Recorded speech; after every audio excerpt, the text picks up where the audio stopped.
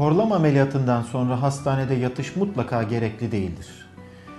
Günümüzde kulak burun boğaz bölgesinde uygulanan ameliyatların birçoğu, büyük çoğunluğu ya da ameliyattan sonra 4-6 saat süreli hastanede gözlem uygulandıktan sonra hastanın evine gönderilebildiği türden ameliyatlardır. Ancak ameliyat sırasında birden fazla bölgeye müdahale etmek gerekmişse, örneğin hastanın hem burnunda bir eğrilik var, o düzeltildi, hem de UPPP ameliyatı birlikte yapıldıysa bu hastaların bir gün hastanede tutulması, gözlem altında tutulması tavsiye edilir. Çünkü bu aynı anda iki ameliyat birden yapılmış anlamına gelir.